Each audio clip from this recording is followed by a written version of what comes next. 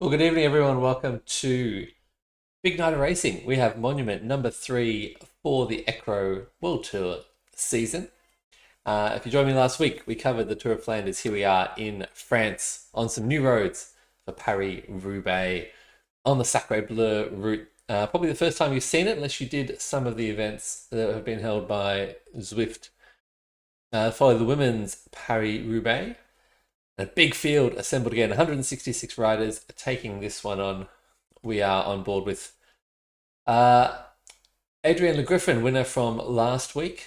Thinking he'd be at the front here, but we're going to have to just kind of work our way up as we see a big lot of riders here stretching out. We're on our way to take our first left-hand turn onto the new roads of the France map. Very exciting to have these available. We've got 15 cobbled sectors for you tonight. It's going to be a long race. It's going to be an endurance effort in and of itself here in the commentary booth, I think, as we make our way up to the front. We sort of see some movement already in the A-grade race. If you haven't watched an ECRO World Tour race before, they are mass start. We're all starting from the same pen. And we see a familiar name here in Canton from Canada, being the aggressor early for the A's, looking to make this one hurt, even though we've got a long way to go here. Plenty of racing and riding left tonight. I'm just going to bring up the Zwift Power Live leaderboard so we can keep you up to speed with all the names racing tonight. We will be following grades A through to E, chasing our winners tonight, our podium, and I will try as best I can to keep tabs on who is in the top 15 and chasing those premium points on the ECRO Tour World standings for those that are doing a full year of the tour like myself. So as I said, big field here tonight as we are all back together at the front, but as you can see from the helicopter shot, some damage happening at the back already. It looks like we've still got representatives of at least through to D grade in this front peloton, but some damage being done, as you can see on the mini map there. Pretty full on start, and perhaps that's what we were expecting here on this new route. Maybe some excitement. Interesting to see here in slot number 1, the first time I've ever seen this course raced. What impact do these couples have? Are they going to be used as an attack point? Or is it just like another bit of road that looks a little bit different? We are going to find out all that and more as this race progresses. We do have a long one for you tonight. It looks like so far we still have all of our grades here represented. As with Power Live showing me perhaps our lead E graders have dropped off the back of this group, but let's have a little zoom out as we come around onto cobbled sector. We'll call this number 15. I've numbered them like we do in the real world. Paris Roubaix. We'll count down all the way to 1, which will be the finishing sector. This is actually going to be our finish, so a little bit of a preview here of the finishing sprint. There was a little bit of a rise there on the paved section, and as we come around we have 250 meters of cobbles. This will be the finishing arch right here in about 70 kilometers time, so plenty of riding left ahead for these guys. We'll have a special guest later on, Thomas Sorensen, who is in this peloton right now, going to be joining us from on the bike as we see Eugene Cancian getting coned. There was some chatter going on about Eugene's numbers, and looks like the bunch has spoken and Eugene has been flagged. That will be an interesting little bit of drama to keep tabs on in the Discord later on, perhaps. But it looks like a shared understanding there of the numbers of Eugene, and he will be out of the race tonight. So we'll jump on board with another familiar provocateur as we see a little bit of a response here from Cancian. So some drama to start as we've gone through the first of our cobbled sections. Heading on to cobbled section number 2, we see another, let's say, familiar provocateur at the front in Group from Germany. He's leading the ECRO World Tour overall at the moment for the entire season. He was certainly aggressive and prominent in the race last week around Richmond, and once again pushing his way up to the front. So onto sector 14 now of the cobbles. We haven't raced these roads before or seen them before. We have 2 new roads here that kind of connect different parts of the existing France map.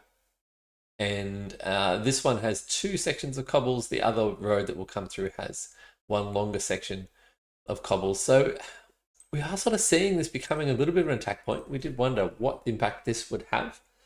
And who do we have here? We have Noonan. I'm just going to try and get first name there. John Noonan from the H1 team.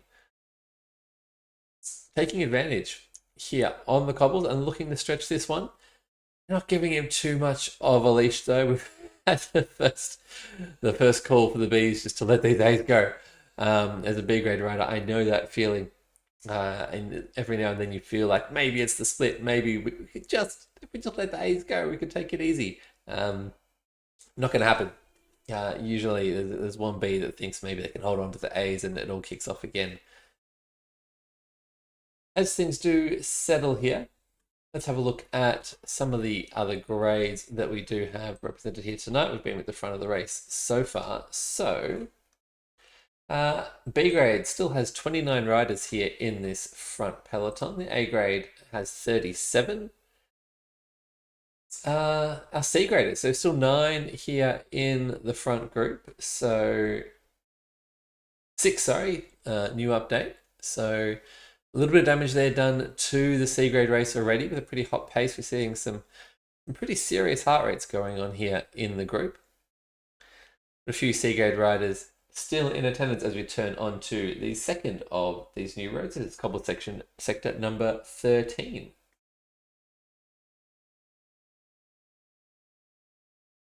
Yeah, comment in YouTube. And by the way, if you are watching, jump in the YouTube chat.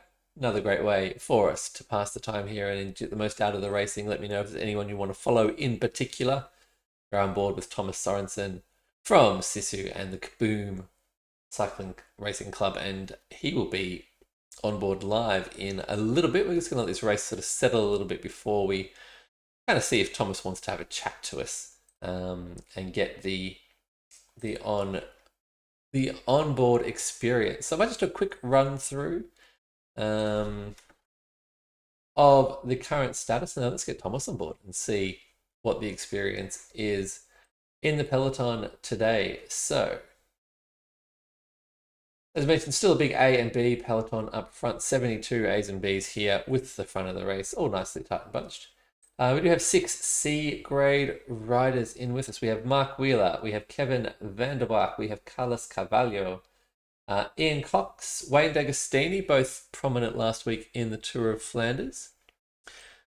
And see all those riders in here. I'm just going to see, do we have Steve Butler from Sisu? Has he managed to hold on to this group? Actually, we see Wayne D'Agostini has dropped off a little bit along with Steve Butler. So 4 C riders still holding on to the front of this group.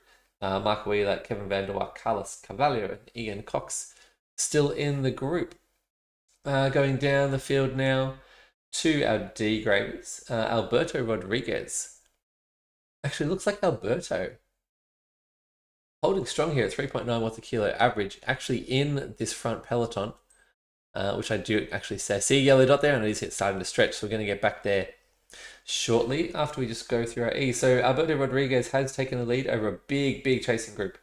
A huge number of Ds chasing Alberto right now, so possibility there if we do see Alberto dropped off the back, which I think we have now when we get to the front, that they may reel him back in. In the E grade, Peter Dennis from the UK is currently leading this group. He's a minute back. Adam C from Team Sisu just on his wheel. Let's see if we can find these riders. Adam Kaz, yes, he was a familiar face, a big winner of the Tour of Flanders last week, but he's got company this week. Peter Dennis is also in this group here, around 85th or 80th spot, down to probably 90th or 95th by the look of it. So nice group there for our 2 leaders in the E grade. And then big group following Dario Paparella, Peter Millerchap, JD Ross, Joe Ross, very popular racer from last week, Marty Mack, Paul Green, Steve Ogley in the second chasing group there for the E's. So let's just work our way back up to the front here. Let's find Thomas. Let's see if we can jump in with him. And then let's get him on the radio and see how we go. So now we just have to click all the right buttons. Easier said than done. We'll bring the desktop audio back. And we'll see if Thomas is there on the bike. Yep, I'm here. Yeah. How's A bit this? of surge at the moment. What's that? Sorry. Just following a bit of a surge at the moment. Yeah, I can see that. We've got Christian Group is off the front, 3 second gap back to the peloton. So bit of a spicy start from the look of it. Easy for me to say, just sitting on my desk chair here. How's it been so far? It's been absolutely chaotic on the road. I think.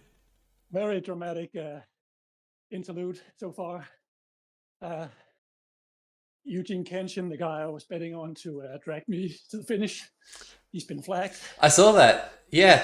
So I have to think of another solution.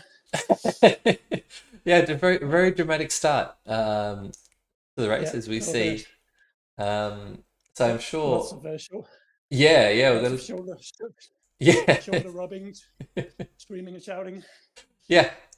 As we see John Noonan now taking up the action on the front of the group here. So not far from the first climb of the day, such that it is really just a little bit of a speed bump, isn't it? The reverse aqueduct, but with the pace that's been on so far, it might be decisive. How are the legs feeling? How's the heart feeling after a pretty frenetic start, Thomas?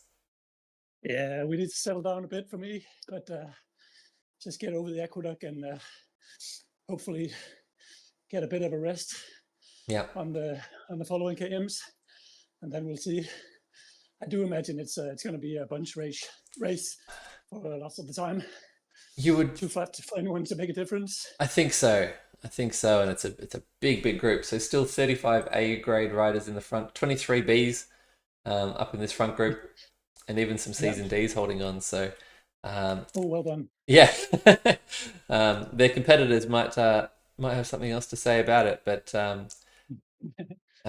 still some splits happening. So riders going off the back. It looks like our D grade leader has just slipped off the back. We might just jump in with him and see if he can.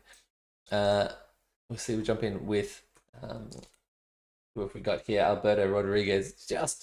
He's about a second behind this main peloton, trying to get back on. And looks like things have bunched up a little bit for you.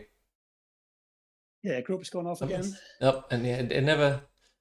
I was I'm predicting this for me racing later. It's just going to be this constant attack, regroup, and attack and regroup, and that's probably going to be our race, I think. Yeah, sounds likely. On this kind of route, it's going to be about attrition, being able to conserve, and being able to kick when you need to. Yeah, it looks like Christian has gone off the front here, just preempting this aqueduct and going hard very, very early. Opened up a 5 second gap here on the peloton. Not a lot of interest in chasing this move at the moment, but still. I think we all know. A group is a strong guy, and he likes to go off early. Yeah, I guess that's the thing about this series, isn't it? You get used to these names and personalities and what they're capable of, and that's one of my favorite parts of the series. Absolutely. So what's been how did you get into the chasing racing / ECRO? And actually, have you... I started doing it back in 23, and I just got promoted to ACAT, but I got to do Chasing Red in BCAT, and I was lucky enough to win that. So of course that kind of got the blood flowing. Yep. And I've been in ACAT ever since. Haven't really won anything, but just enjoying the races. Yeah, we had second last week and Chasing Flanders. Yeah. That was a good race for me. Yeah, it was a great ride. Not much I could do to win it, but second place is great. Very good. Well, we're going to sit in with you here up the aqueduct. Looks like you got a nice position here onto the climb.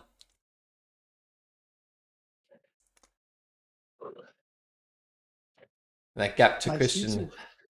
Yeah, I see. Loritz is here. Christian's gap just getting whittled down to 4 seconds there, with that bit of a surge up the aqueduct KOM. I might just check on the B grade group. Still a very big B grade group. It's hard to kind of pick any names here, but some familiar names in B grade. Pavel Morozov's up there, Adam Upshaw, Dominic Smith, teammate of mine, Joshua Wesley. So some familiar names there that have been at the very front of B grade races. James Booth, Kevin Plasmans, still holding on, doing well to sort of stay with this hot pace. And we've got three C graders. I think holding on. I'm just going to try and find them here in the riders list and see who's here. So Kevin Vanderwijk still in the front group, the peloton. We've got Carlos Carvalho and Mark Wheeler also in this front group. Although, as I say that, it looks like the Aqueduct might have just done a little bit of damage. And we do see Mark Wheeler and Carlos off the back here by 4 seconds. So nice effort from Ken Vanderwijk. Sorry, Ken, I've been calling you Kevin. Ken Vanderwijk is now on his own in this front group with a nice, reasonably sedate section coming up. Just some rollers ahead here. We've been to the reverse aqueduct. We have our next cobbled section coming up very soon. But then should bode well for him. Yeah, I think maybe we'll see a little bit of settle down. Always famous last words in these races. And I just saw a French guy zoom off the front. All right. Saw his numbers before the race, and he's not the kind of guy you want to follow. Yeah, discretion is the better part of valor, and all that. Exactly. All right, so Ken Vanderwijk taking a nice lead here in the C grade race. In the D grade race, we do have Rodriguez. He did manage to get away, but is in a group now of 4 riders, and has a couple of minutes gap over the next group. So still some hope there for that group behind in the D grade race. A big group of them following on that group, trying to close down this gap. So still plenty of ride left in it. We'll see whether Alberto Rodriguez's group mates here have the interest in chasing on. And if we switch back to the E grades, let's see what damage has been done here over the aqueduct. They're actually just sort of coming up to it. So we have Peter Dennis and Adam Kaz. Looks like Peter has been dropped by this group. Oh, we might just stick in with Peter now. He's fighting valiantly onto this descent of the aqueduct just to try and make contact again with the front of this race, because I think Adam Kaz is up in this group and threatening to take the E-grade racer away here, although that group does look like it's starting to settle. You can see Peter, 170 beats per minute, pushing nearly 4 watts a kilo on this descent, trying to close this 2-second gap. I'm sure you know the feeling, Thomas, of that gap that just looks like you should be able to bridge, but when that group is pushing hard, so nearing it so far. I think we've all been there. Anyone who's done enough Zwift racing has been there and felt like they could get there and maybe just had to drop off. So Peter putting in Valley never here, 4.2 watts a kilo. It's down to 1 second. This gap just doesn't want to close.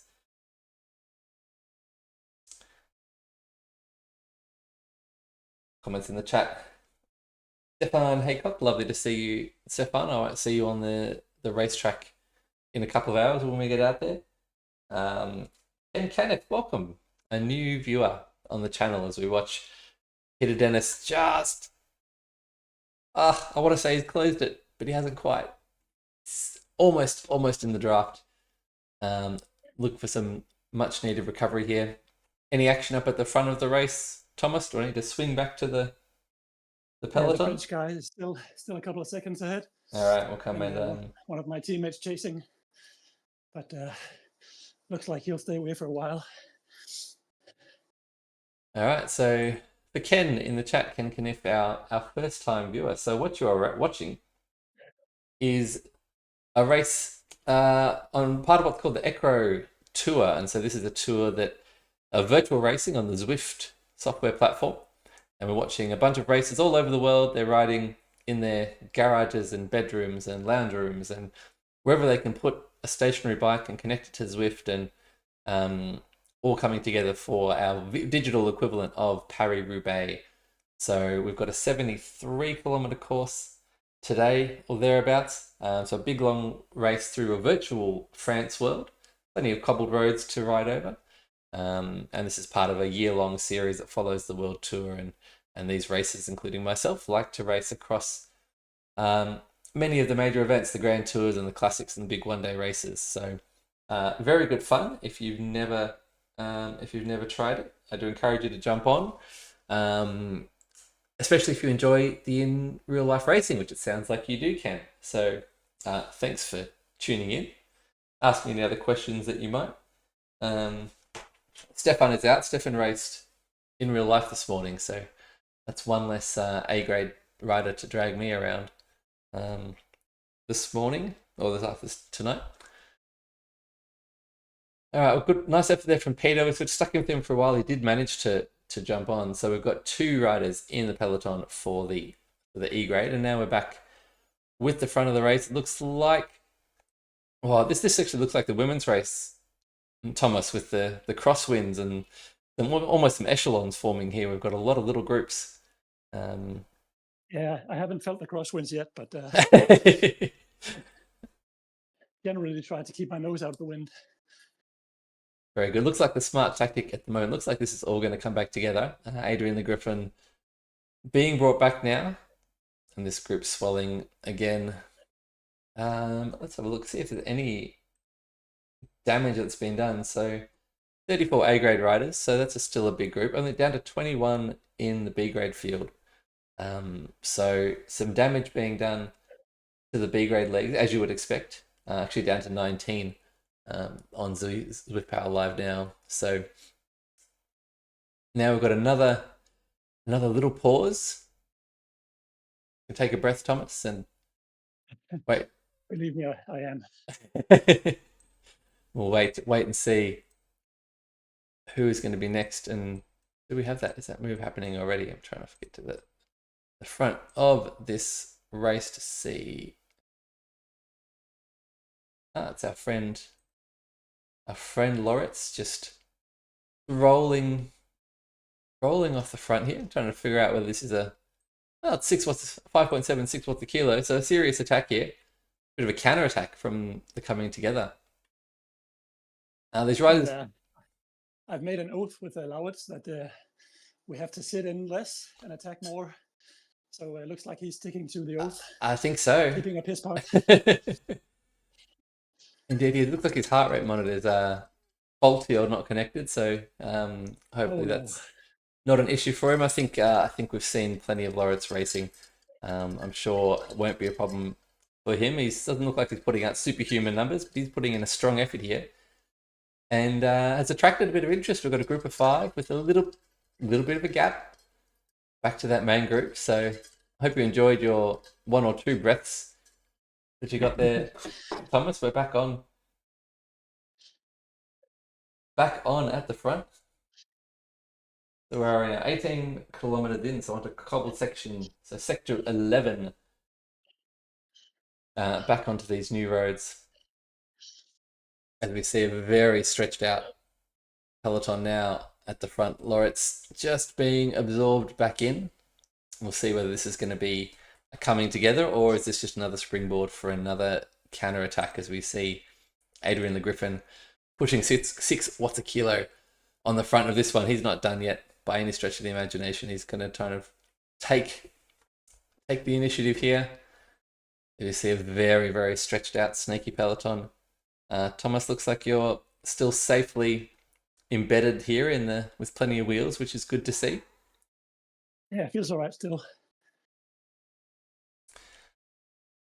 Yeah, a bit of a split at the back, says Adrian, who's watching in. And yeah, we can see, it might just go back, see who's suffering here. We'll go to Suffocam at the back of the peloton. A couple of A's and B's just struggling. Or it might be the end of Ken van der Waark's time in the front group. He's built up a very handy lead in the C grade race. He's got a minute advantage over Mark Wheeler behind, and Carlos Cavallo, who's also in that group, working very hard now, is keen to see if he can get back on. We do have a fairly flat section ahead before we get into those rolling roads along the river in about 10 kilometers time, a little bit less.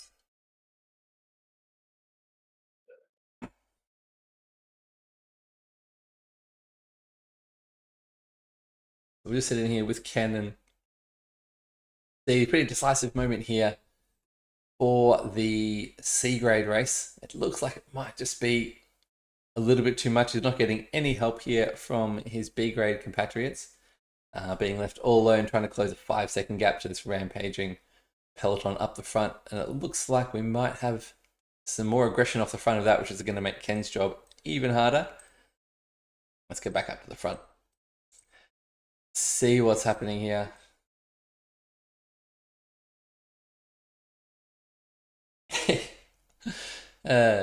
Thomas Rob's in the chat saying that this is just to link in with your promotion of your book all about Zwift. You're a media star this week on all the podcasts. Yeah, imagine doing a world tour in a week's time. Very good. Yeah, absolutely. Oh, I mean, once you've been on the Zwifter podcast and Zwiftaholics YouTube channel, you're ready for. Yeah, you'll be on. Made it, haven't you? Yeah, absolutely. There's no bigger streaming show in the ECRO World Tour than this one. You can say that with confidence. It looks like it is Christian Group again. Never happy to sit in his Christian, is he? He just loves to animate races. Yeah, and he's got the legs for it, so yeah. Always a strong dude. Must be nice. He just gets bored. Just put in a little bit of a dig. We see John Noonan picking up where Christian left off. Not quite the same numbers though. More sort of just rolling through and a bit of a coming back together again here. Is this race actually going to settle or not? I think sure. This is about as settled as we're going to We could have 50 kilometers more of just this group of guys just punching each other and then everyone else just holding on for dear life. Yeah. Maybe at some point we'll see a group get away if people are tired of chasing, but it is a good group, a big group, so you never know. Yeah, and as we say it, we see another big move off the front. Different name. Who have we got? Miller. I'm going to try and find. We're looking at here. That's a name that I haven't come across before in this group. I think he's fairly renowned in the ECRO community. All right, I might have to look up his Palmares here. He's making a jump to a 4-second gap. That was actually Nathan Miller from the Relentless. This Relentless is certainly a familiar name. It's probably almost the biggest gap. Christian Group had about 7 seconds earlier in the race, but to open up 5 seconds so quickly has been pretty impressive, actually. And maybe this is a move that gets a little bit of traction, although we see plenty of interest back in the peloton chasing this move. Group and Wilson up over 9. What's a kilo now? Looking to bridge. Maybe they sense an opportunity here to form an actual breakaway. A breakaway phase might actually produce something here. I was just going to have a look at let's have a look at Nathan Miller and his achievements so far. So 16th in Chasing Flanders. He was 7th in Chasing Saxo, which is a nice effort. 4th in Chasing San Remo, and did get on the podium in one of the Chasing d'Azur, the Paris-Nice equivalent. So as you say, a familiar name for those racing in the series. And he sparked a move here. We've got big stretch in the peloton now. A lot of riders looking at an opportunity here, maybe to see that this break go. Adrian the Griffin on the front. He's trying to make it happen. I don't think it's going to though. I think it's just this must be taking a toll, Thomas, but there's still too much enthusiasm in this group to hold this all together. Yeah, it's going to be tricky to evaluate when to follow and when to sit in. Mm-hmm. Yeah, when is You that? never know if the right guys get away. That's it. When is that move going to be the one that gets away and doesn't get brought back? As we see Poole from the Sisu team, Chris Poole, just roll into the front, but it is going to all come back together. Just going to jump back a little bit further and see if we've had any attrition here at the back. Still looks like a lot of the big names in the Bs are still present. Jan Bezel from the Magic Cream team just trying to get back on here. So some damage happening off the back. Maybe if we get a little bit of a reprieve here from the front, he might just be able to get back on here. It's going to be hard. Already racing at 175 beats a minute. That's pretty hard work. YouTube comments are popping off. Adrian says, interesting dynamic on the cobble. It sort of feels like a 2% drag. So a little bit of yeah, maybe, I don't know, Thomas, are you noticing a difference on the cobbled sections versus the pavement in terms of how does the draft feel? Does it feel harder to stay with the group, or is it much? It depends a lot if you're surging or not. I mean, it's hard to notice those small differences, but when I did another race, I definitely felt it going a bit slower. Yeah, it's interesting. I guess we've sort of done races on the Paris course in the past where you're just on cobbles the entire time, so it's very hard to tell then. Yeah. This is an interesting one, being off and on so many times. Going back through this. Remember to turn off your haptic feedback, boys. Yes. Yes, if you have that feature on your trainer, 15 seconds of cobbles would be plenty of reminders that you should have turned it off if you do forget. Looks like Jan, who we've been sitting with in the chase, looks like it's going to be a little bit too much for Jan Bezel from the Magic Cream team. Off the back here, and the damage has been done. Just going to quickly jump back up into the front group with you, Thomas, and let's have a little bit of a look and see how this group is looking, because I could see some action happening again off the front, and then maybe it's time to do a run through back through other grades, and let's maybe get a sense of the winning competition there, and the competition for the podium and the top 15 in these other grades, as we see Casper Niebling, another Sisu teammate. Are you guys racing as a team, as a Sisu team, Thomas? We do most of the time. Not today, really. I think we all figured that it's just about hanging on and sprinting at the end. So no radio today, at least not for me. I'm more busy with my own stardom. I like it. There was a little bit of that in the women's race overnight. I think maybe a little bit of self-interest rather than team interest. As we see an interesting group here. Off the front, Casper Niebling joined by Adrian Le Griffin. Quickly looking for names in this big group on Zwift Power Live. It's very hard to do. And Bruno Fernandez from the Two Guys team. Got one other rider here from Relentless, who I'm just trying to track down in this rider list. Jussi Tanskanen. That's a new name for me. From Finland. So this is looking maybe a little bit dangerous, a little bit decisive. Almost all the riders starting to bridge this gap now. Maybe dragging the peloton up with them, as we see Josiah Boda joining this front group. Any panic for you, Thomas, yet, or just no, not yet.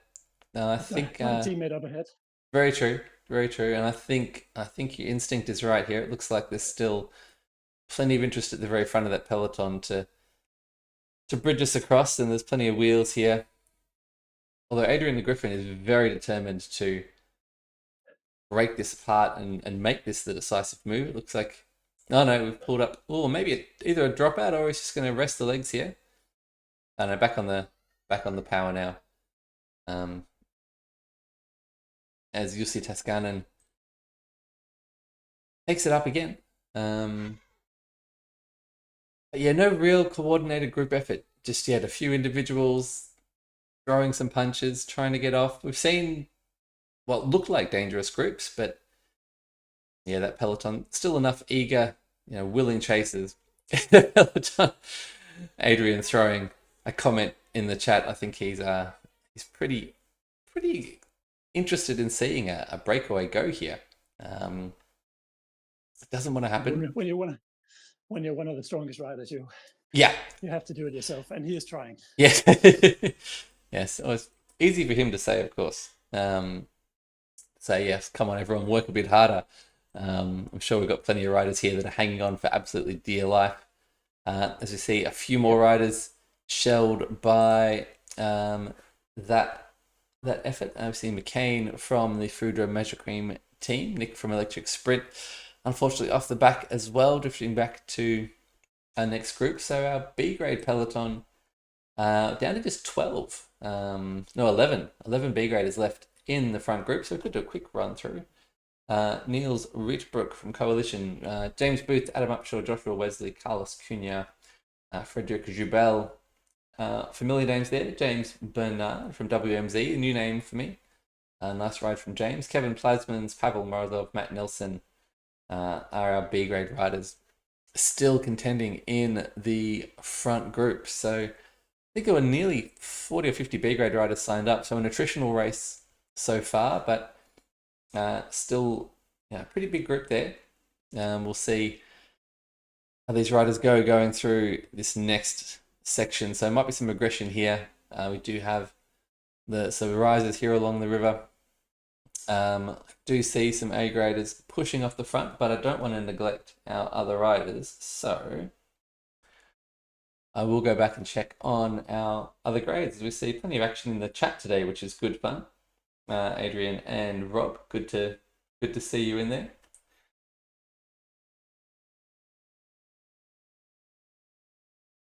As we are just going to swing back through. So we've seen the B graders. Let's have a look at the C's. So Ken van der Waak is still holding on to a nice lead in the C's. Let's have a look at where Ken finds himself. He's got a little group of 5 here. So 4 other riders joining him. About a minute and a half off the front, but a minute and 19 gap now to our chasers. So Carlos Cavallo and Mark Wheeler. Not out of it yet. Let's go back to them. Let's see, like they have a group of their own here with these guys. So an interesting battle here. Very different from the battle up at the front. We've got these groups have sort of settled in. Much larger group here for Carlos and Mark, chasing back on to see if they can make up this minute or so gap they have on Ken, who's got some help from some B graders, but whether they're going to be willing to do the work to keep him away will remain to be seen. You can get some strange alliances, can't you, Thomas? Just it depends on how everyone's feeling on the day. Yeah, definitely. Especially as you go on and the season drags on and you start to know people and where you are on the GC and all sorts of things. So that can happen, especially on the longer climbs when you find yourself tied to someone else and you can do the same power. So you can have some great head-to-heads. Yeah, it was always fun. I enjoyed, particularly my first season when I was terrible. I would often drop back and I'd find myself with the front group of C riders or something like that, and you just kind of, for the lack of any other purpose, you'd find a C grader that you liked and would just decide to be their domestique for the day, and it gave you something to race for rather than just finishing the kilometers. So yeah, awesome. This mixed cat racing can be a bit of fun with some of what it throws up, as we do see a bit of interest here from this group in chasing down Ken van der Waak, who is leading the C graders. Has a handy gap, but plenty of riders behind chasing. So an interesting race unfolding there. In the Ds, we do have Alberto Rodriguez. Actually, he's in this group with our 2 C graders who are sitting in 2nd and 3rd trying to chase down Ken. So Alberto currently leading the Ds. He's got a very handy gap on a big group, actually. So about 2 minutes back, but then the battle for the podium in the Ds is looking very interesting indeed. We have a huge group here. 2, 4, 6, 8, 9 degraders in a big group back around 60th position in the race and currently racing for second and third if they can't make up this 2-minute gap. But we still have nearly 50 kilometers of racing to go for these guys. Thomas has got a little bit less up the front, but it's going to be a very, very long night. Hope you've got plenty to eat and plenty to drink on board, Thomas. Not really. I kind of forgot that things are heating up in Denmark at the moment, so might run out of liquid at some point. But we'll see. Indeed. So, what is it? Sort of early or late morning, midday in Denmark at the moment? Yeah, around noon at the moment. And I'm in a shed that works like a sauna. Yeah. So, let's get a bit rough in the summer. What's the cooling situation like? I've got a couple of fans which I've switch off. Yeah. On account of the broadcast. All right. Well, but, I think I might have to turn them on in a minute again. And yeah, I think so. Well, yes. Anytime you need to jump off, by all means, go back to focusing on racing and keep cool, because we've still got plenty of racing left ahead of us. Yeah, I think I'll leave you to it, Adam. Thanks for speaking. Thanks for commentating. It's great initiative. We all love it. Awesome. Yeah, no, everyone's loved it. It's been good fun. So I will we'll get back to it. Thanks for jumping on and giving us the view from the inside of the peloton, and we'll watch with interest to see what happens with this front group and these attacks. Yes, Adam. Enjoy. All right, very good. Bye-bye. See ya. All right. Well, that was good fun. Thank you, Thomas, for jumping in. Apologies those in the chat if I was a little bit not as attentive as I could have been. There's a little bit going on, as you can imagine. Yeah, Adrian, it's interesting. All these groups, mixture of categories as we sort of go down the peloton now, which makes for some interesting dynamics.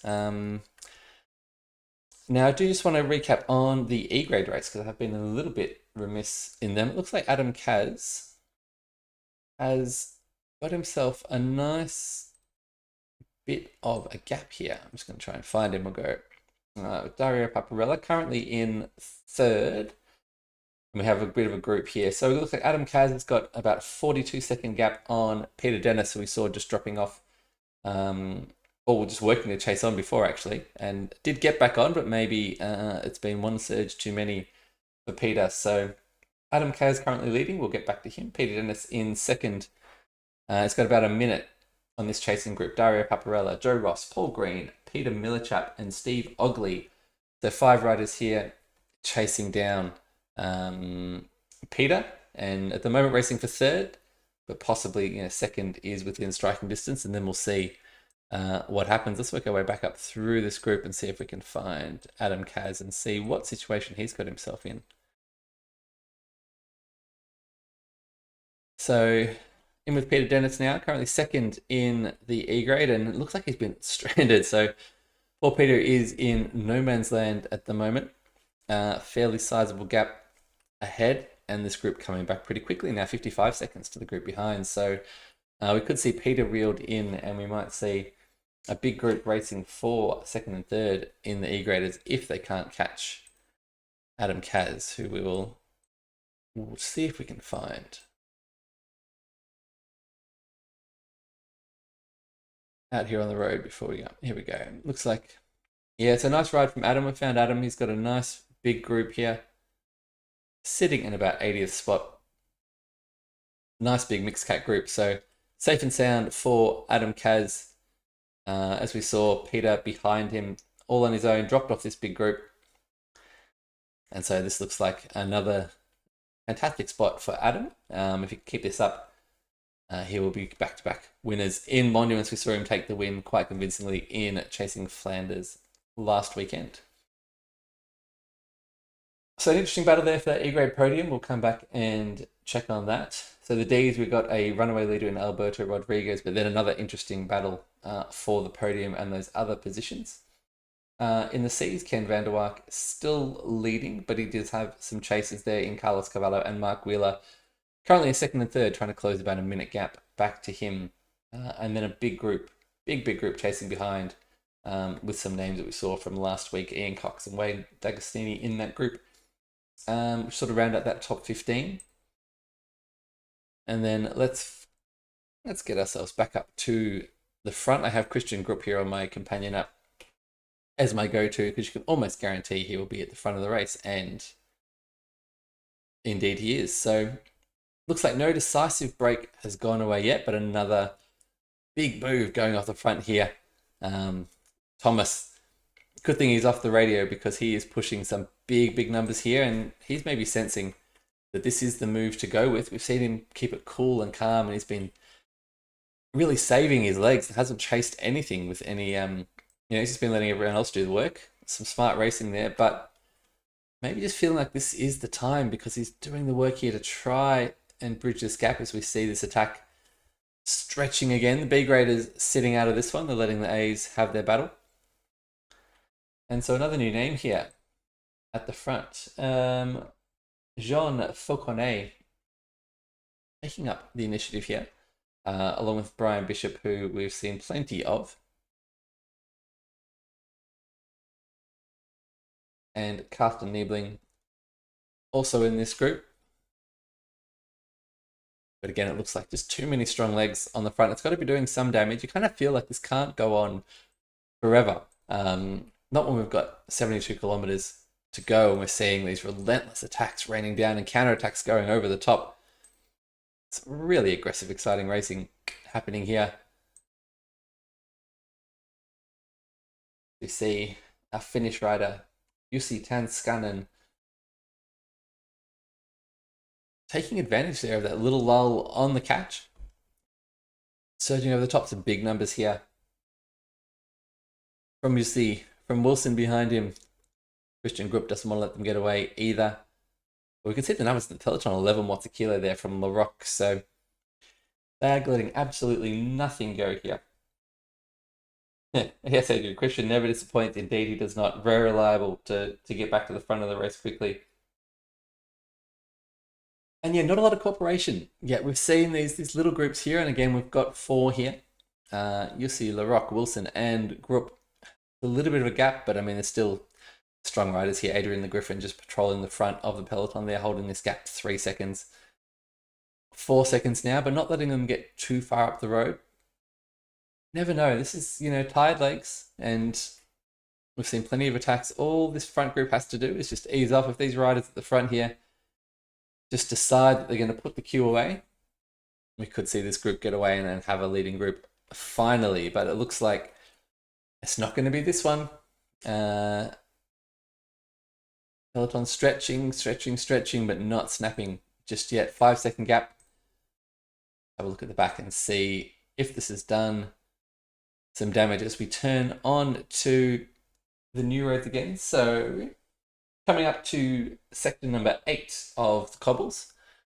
The stretched out peloton this time, so maybe we'll see whether this cobbled section is going to really do some damage, although these riders doing well here at the back. A few B graders at risk of getting dropped off. James Booth, Josh Wesley, just putting in a big dig here just to get back in those wheels as we see that peloton starting to thicken up again.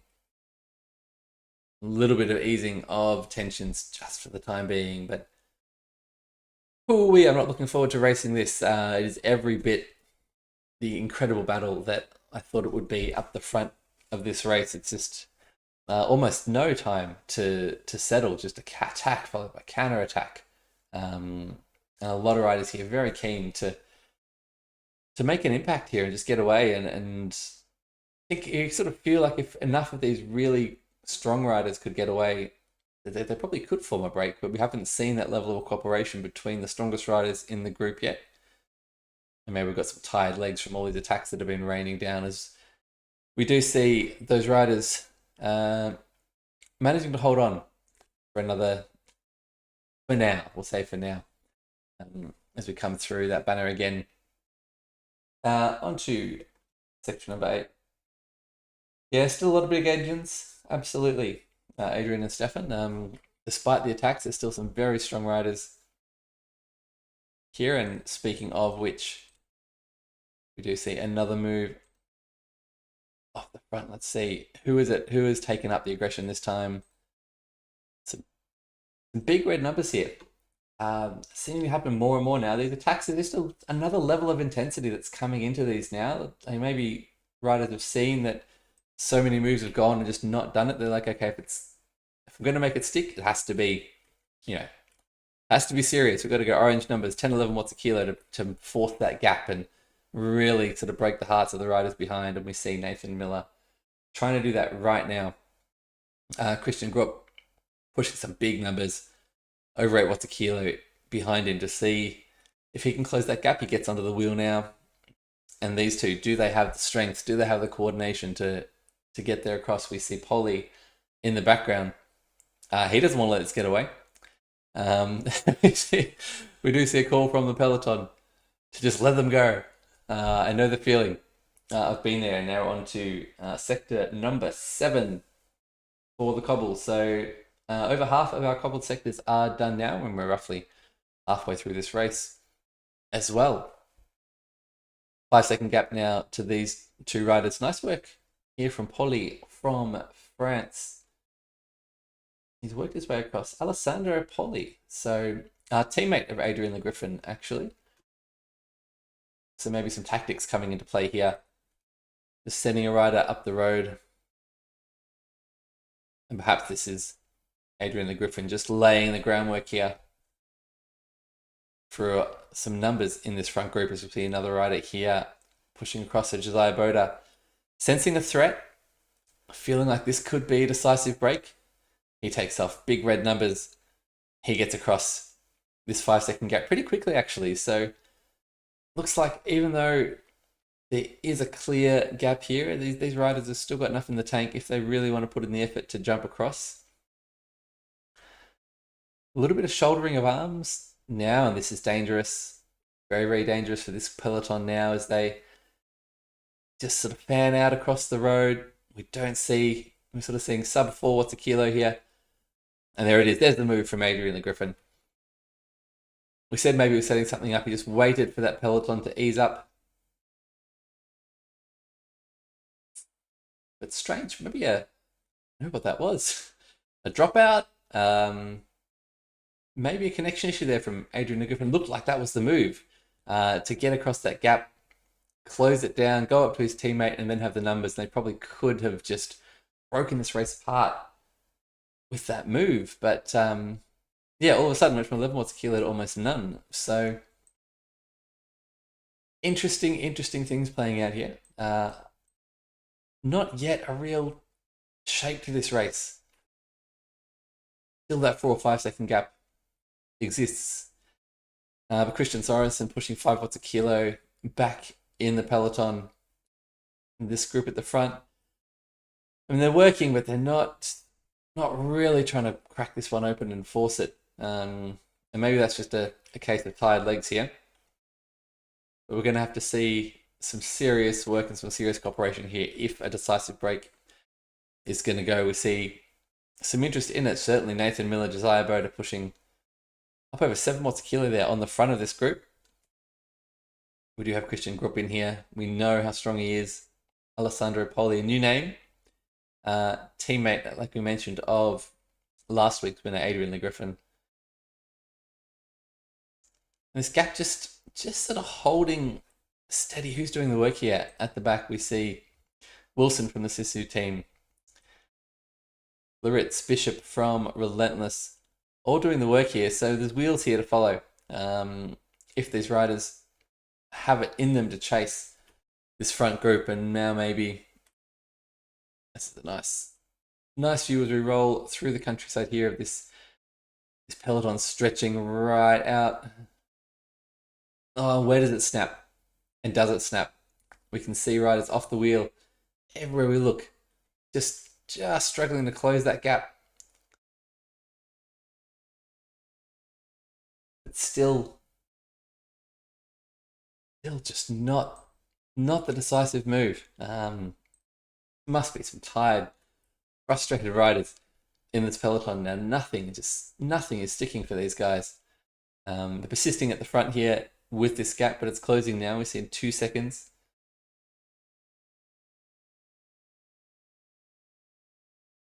Maybe some tired legs here at the back. Probably not. I was going to say Christian Group was dropping off, but I think it was just easing a touch there. But maybe he's sort of seeing that this is all going to come back together. Again, we'll see a counter attack over the top of this. Would be interesting. Or do we have the move right here, right now? We see another rider joining in the front. It is Celebi. There's a name that we know well. If you've been racing ECRO Tour, you've seen him be very damaging, very impactful. He's come across to this group and straight on the front looking to drive it. Can he be the one that breaks open this narrow 2 or 3 second gap? It's going out again. Does this group have the legs? Josiah Boda has the legs. He's straight onto the wheel. Going with this move and this counter attack. Nathan Miller's got the legs. He's jumping up to 9 watts a kilo. He's going to push on. And maybe it could be. This is probably the most sustained gap that we've seen. Front of the peloton. Still plenty of interest. Christian Sorensen. Wilson from the Sisu team. Still pushing. They're not letting him get away. This is an epic battle here. You know, some tired riders at the finish here. We've still got 30 kilometers of racing to go. Can you believe it?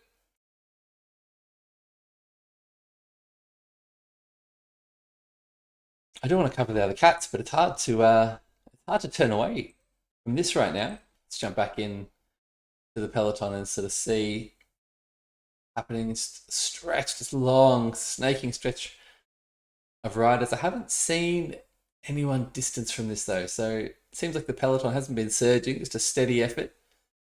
They haven't really stretched out and broken too much.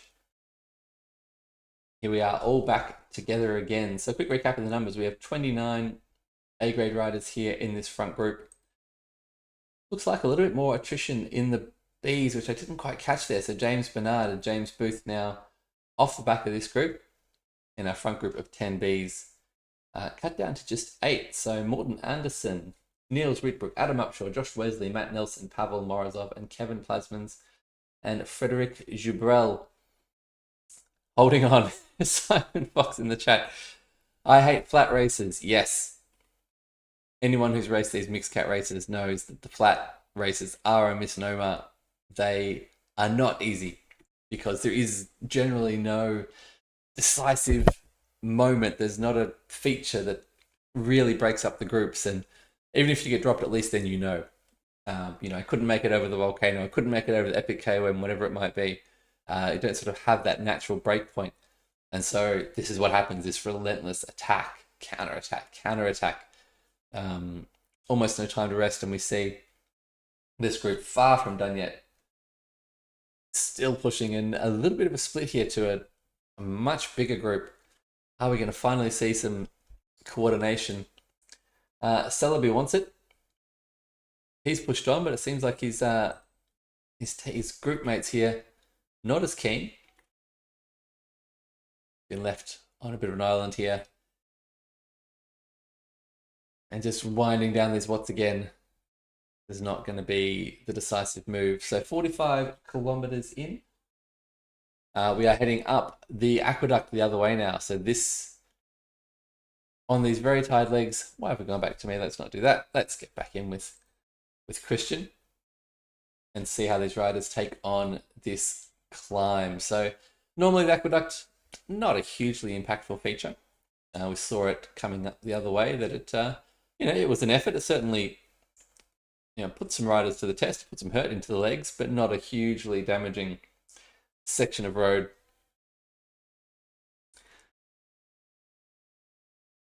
Just dropping back here, it does look like a little bit more damage in the group. We see Niels Rietbroek off the back of this main peloton now. Josh Wesley and Kevin Plasmans also in a chasing group.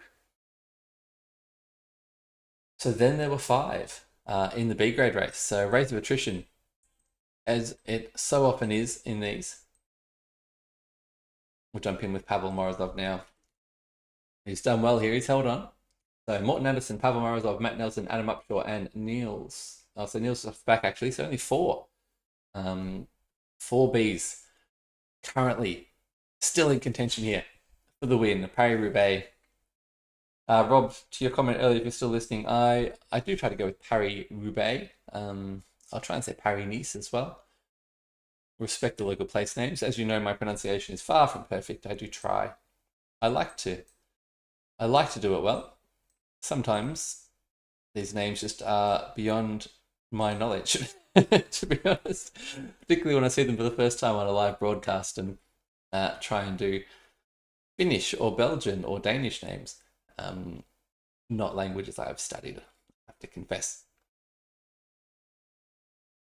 So a little bit of almost a truce here, which is kind of ironic. We go through all these flat roads, we see all these attacks and counterattacks, and we get to the one feature or climb, and everyone just sort of sits up and rides tempo. So cold comfort for those who are caught off the back. And we see, is this Morten Andersen, the latest B grader rider, to be distanced here?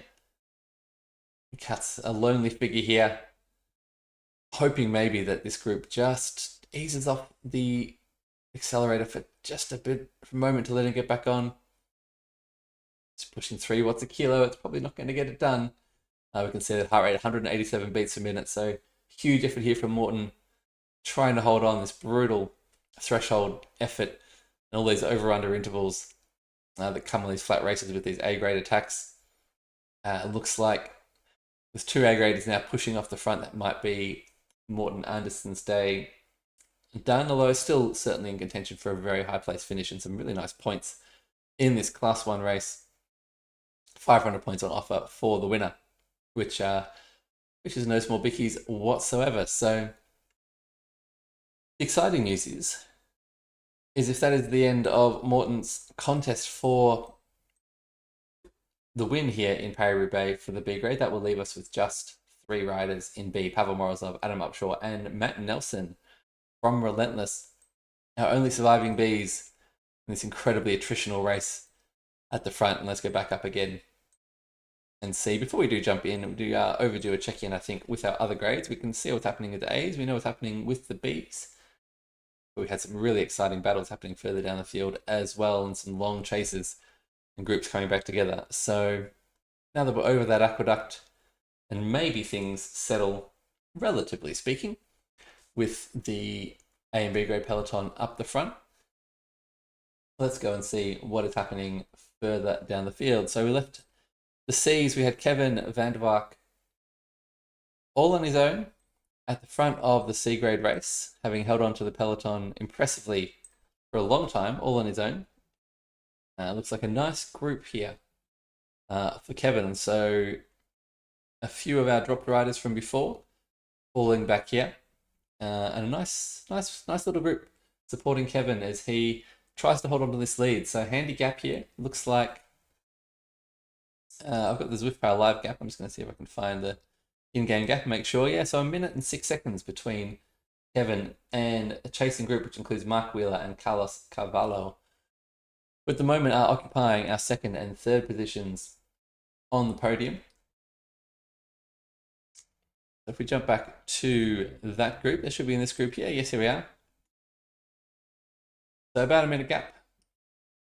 But a nice little group again, working well here together. So still plenty of time if there was interest in closing down that group. But let's just going to make a little note of that and see if we can keep a tab on how this one goes. So we do have Ken clear by a minute to Mark Wheeler and Carlos.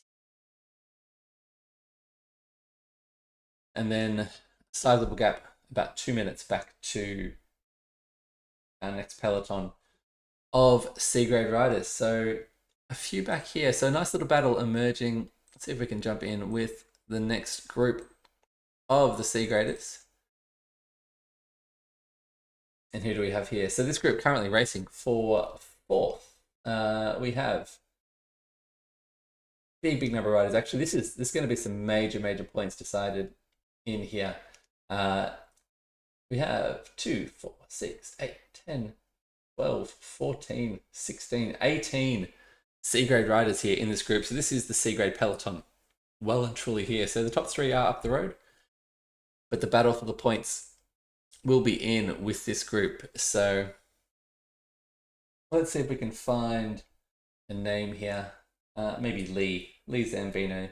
Probably not too many Lee Zambinos on the platform, so I can look you up on Companion app and sort of warp straight back to your group, teleport back here to cover this battle. So this is the battle for 4th through to 15th in the C grade group.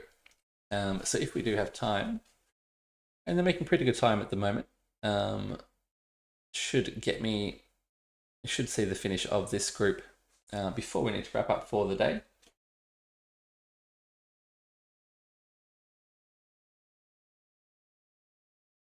So a nice race here in the C grade, big peloton chasing, big difference in points between 4th and 15th. So lots and lots of points still on the table here for these riders.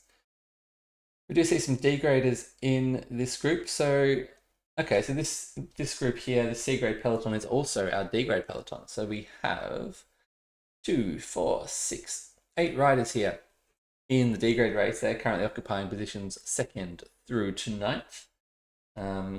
Alberto Rodriguez is 2 minutes up the road, so it looks like he is in with Ken and our C grade leader. So our C and D grade leaders together up the road. But so big battle here in the D graders for the podium. So we'll call this. This can be our Chris Newberry group. Shout out to Chris. A nice peloton here working well together. Nice steady tempo around. So bit of an ask to get back to Alberto, 2 minutes up the road. But plenty of points available here for the D graders. And then another group a little bit further down the road. 6 more riders there. So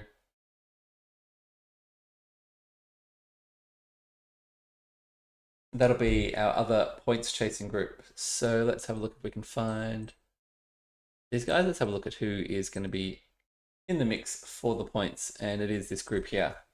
So essentially our second D grade peloton back here. Who do we have? We have Joao Montero, Morten Jacobsen, Sergio Proenca, Dan Andrews, Lee Brill, and Tomek Kojuk racing for the minor points in the D grade field. So that'll be a nice little finish as well. If we can jump in with them at the end of the race. So Lee Brill, shout out to Lee, someone I know well from our chasing time together.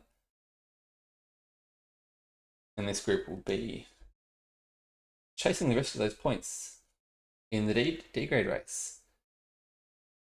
In the E's, we do see Adam Kaz, who is actually ahead of this group. So in this group here, so this is our D grade second peloton. We also have Peter Dennis, Dario Paparella, Paul Green, Joe Ross, and Peter Milichap from E grades. So 2nd through 7th are racing in with this group, with the Lee Brill group.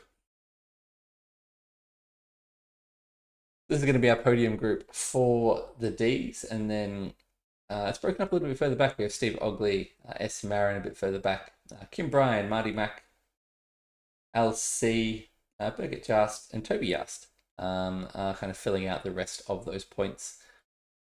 So nice little battles here for the podium. So the C grade podium, D grade podium, E grade podium, absolutely up for grabs. So far on some dominant leaders here in Ken de Bark in the C's. We had Alberto Rodriguez in the D's, and we had Adam Kaz in the E's, looking like they're going to be taking the win as long as nothing goes wrong and they can hold on through these final 30 kilometers. So some nice battles emerging there, some nice groups as we work our way back up to the front of the race. And let's have a look at what's happening here. Some familiar names with a 6-second gap. In some ways, this could be an instant replay from about 10 minutes ago. So looks like we have a breakaway group here of 5 riders. Carsten Niebling. We have John Noonan, Adrian Le Griffin, Alessandro Poli, and Jussi Tanskanen from Relentless picking up this top group of 5. So Polly and Le Griffin have found themselves together in the group. So plenty of motivation for those guys to work together, although it looks like Carsten Niebling is the one currently taking up the initiative here. This looks like some nice rolling turns we've got. And maybe, and judging by the reaction at the back from Josiah and Celebi, this could be the move of the day, 7-second gap now. And maybe a little bit of alarm back in the peloton watching this group go away. A very dangerous group. Andre Le Griffin in here with a teammate. Josiah Bowden now on the front. Shout out to Josiah, Crone Cyclist on YouTube if you do want to go and watch his stream or watch the race back from his perspective. Putting in the work now. 183 beats a minute. Oh, there's going to be some crazy graphs after this. A lot of red. A lot of time up around that threshold heart rate and way beyond for a lot of these riders, I think, as this group now sensing the danger, working well together as a peloton actually to bring this gap. We saw it up to 7 seconds, now back down to 4. Wilson from Sisu taking up the initiative for the chase on the front and rolling some nice turns here. Celebi in the wheel, Christian Sorensen, Kieran Meaney, some names that we know very well, although some that have hidden themselves quite well. So Kieran Meaney is a name I haven't called out all day, but you can see he's there just at the front, sticking with it. Just scanning. Yeah, looks like, okay, so Thomas is in this group as well. We'll jump in with him now in the following group. Hopefully he's got his fans on. 155 beats a minute for Thomas, so looks like he's managing his effort here quite nicely, letting others do the work. Smart racing. And as I say, there is plenty of interest at the front of this peloton in closing down this gap, so no need for Thomas to do the work here. A few questions in the comments. So Atomic Stray, is a virtual race. People on pelotons. Yeah, so virtual race. So all these riders are all over the world in their own homes on a variety of devices. So probably not a peloton, to be honest. Probably a smart trainer or a smart bike. So a device with a power meter in it that can accurately transfer the numbers those guys are putting out. And so this is on a platform called Zwift. This is part of the ECRO World Tour, ECRO, which shadows the professional tour. And so, as you probably know, Paris-Roubaix is happening right now, the men's race. Women's race happened last night, my time. And so when the professionals are racing Paris-Roubaix, we're racing Paris-Roubaix. So this is the Chasing Roubaix virtual equivalent of the Paris-Roubaix race. So we are in the virtual France. We have cobbled streets. Yeah. Big numbers, big attacks, everything you could hope for from the real life race. And this is a 73-kilometer course to really test these riders. So mostly flat, very similar to the real parkour, which is sort of the goal. But yes, riders from all over the world on their own, but racing here in together and rendered in a peloton and everything that you'd expect there with draft and aerodynamics and things like that. So thanks for joining us. Atomic Stray, sorry. Really cool to see new people introduced to the world of Zwift. So my name's Adam. I'm going to be racing the next time slot of this exact race. And so we've got a few people here either cheering on teammates or maybe looking for some tips on how the race is going to play out.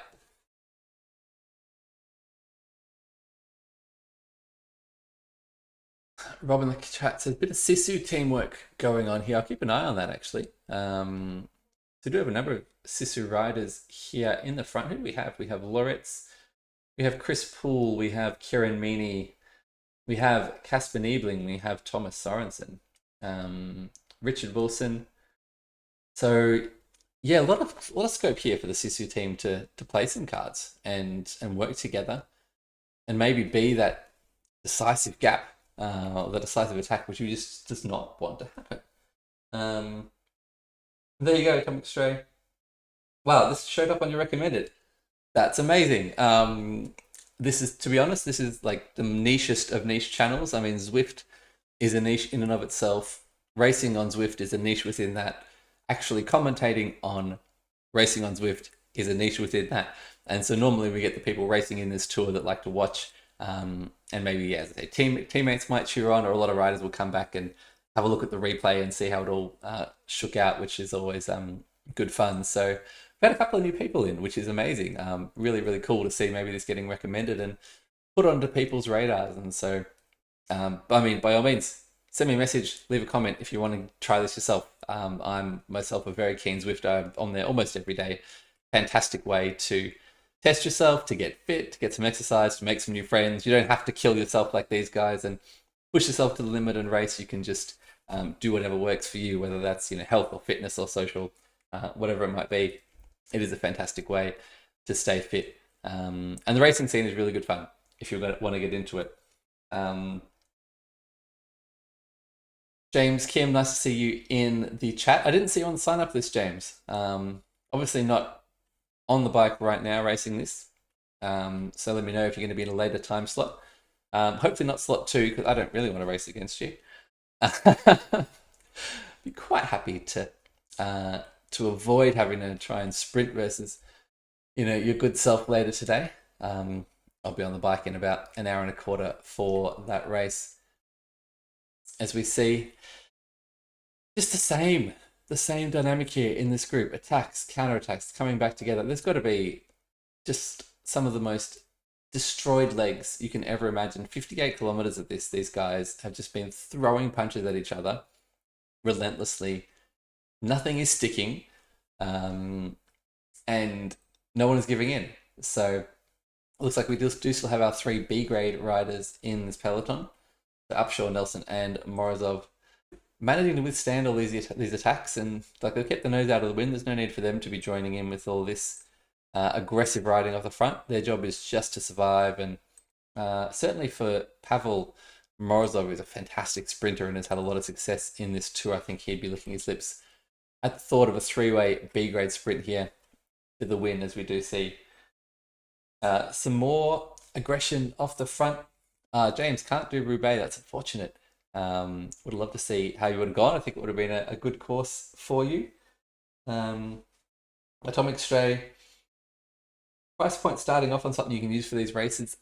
You can pretty much spend as much as you like, or as little. So if you jump on something like a Facebook Marketplace, you can pick up a secondhand smart trainer.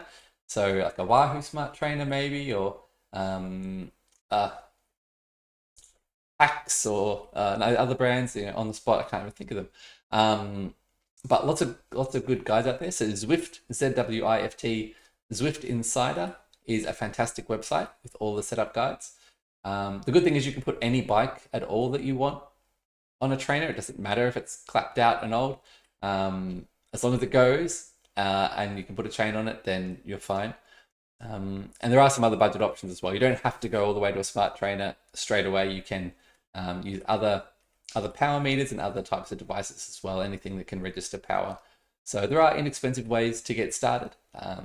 The better you get, if you want to take it seriously, you'll probably find yourself wanting to spend a little bit more, but hopefully fairly accessible. And then you pay a few dollars a month for access to Zwift. And so Paris, France, this is one of several worlds. There are hundreds and hundreds of kilometers of this virtual roads you can go and ride on. Some of them real world locations, well, half real world locations like this one. So you can see the virtual Mount Ventoux in the background here. So you can go and ride up that if that's your thing. You'll see other famous Parisian and French landmarks around these maps. There's a virtual Scotland. There's a virtual Richmond in Virginia. There's a virtual futuristic Tokyo style city and coastal Japanese village you can ride around. So very, very cool stuff. I do encourage you to give it a go if you can. Jumping in now, it's Christian Sorensen on the front of the peloton. Not content, these riders, for a sprint, obviously. I haven't really looked at the sprint numbers to know who would be. I'll look at the Bs because I've got fewer of those to look at. And actually, this would be a fantastic 3-way sprint. So if we look at their numbers, so Adam Upshaw boasting an 11.5 watt per kilo sprint PB. Pavel Morozov up at 12.9. And then our third rider, Matt Nelson, 12.1, but he's a heavier rider at 77 kilos. So in raw wattage terms, Nelson does have the edge. More per kilo, you give it to Morozov, but Adam Upshaw, certainly no slouch, and these riders can't be taking their eyes off him. to see another big stretch on the front of this peloton. 61 kilometers into this race, so we are about to head back through the up and downs along the river, which could be decisive with very tired legs. So the last of the hills, really, such that they are. It's the hilliest part of this course, which is not very hilly at all. And then we'll be heading on to cobbled sector number 2, our second last section, before we do swing around onto the final turn into the run to the finish. So these guys have been battling each other now for an hour and 20 minutes. We still cannot get a decisive break. We've got some numbers here. Will we have the cooperation, the skill? So some familiar names if you've been watching. A new one in here too with Wacom. Haven't seen Wacom racing tonight. He's been on it. Brian Wacom. We'll go Wacom. Brian Wacom from the UK. Just keeping his powder dry, but he's emerged into this group, but doesn't look like it's going to be the move. Still some good legs in this group, willing to bring this back. It looks like our B-grade riders holding on for dear life back here. A lazy 149 beats per minute for Nelson, so not too bad. You know, if you can be smart and measure your effort, you can stick in with these really strong riders and let them do all the attacking, trying to destroy each other. Yeah, so comment in the chat, Kieran and Christian have really good sprints. Yeah, let's have a quick look at our A-grade sprinters. So, some big numbers here, like 14, 15 plus watts a kilo, as you would well expect. Jean Fauconnet, one I might call out, 15.3 and 1,058 watts. Actually, Kieran from Sisu, yeah, nice shout. Kieran, 1,222 watt, 15-second PB, 15.7 watts a kilo. So Meanie, that's a name to watch if this does get down to a sprint. Christian Group, similar numbers, 14.5 watts a kilo, bigger rider, but also 1,220 watts in the sprint. So they'll be our biggest numbers in this group. Rune Nielsen, who is a name I haven't called out, keeping his powder very dry, keeping a very low profile, 14.3 watts a kilo, 1,183 watt, 15-second PB. So it's going to be a phenomenal sprint here. Big group still at the front. We still have 23 A-grade riders in contention here for this one. I might stick with them as we go through this section here, these rolling roads. Just let's see if anything happens here. Probably the last opportunity for, more punchy climber style riders to make an impact. Certainly doesn't seem to be happening on the flats. So we'll see if we get a move here. And if not, we will jump back to our C, D, and E grade riders and see how those races are tracking. And then we'll return to this group for the finale.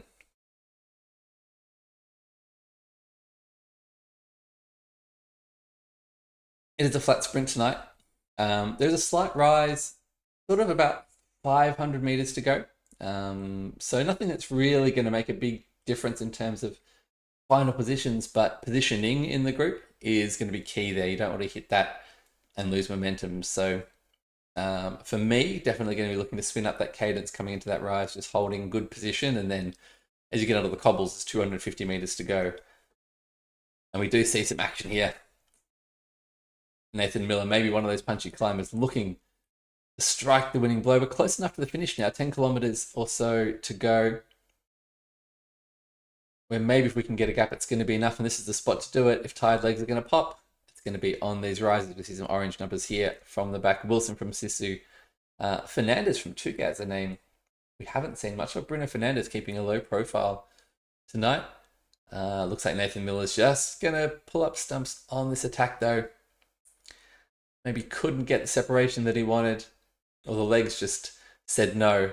We've got a 2-second gap here, but looking like we're not going to be continuing on with that one, and we'll see whether we get a counter attack from the back, but not a lot of hilly road left to go. So maybe a shouldering of arms here and a bit of a truce at the front. Nathan Miller just going to be rolling around waiting for that group to come back.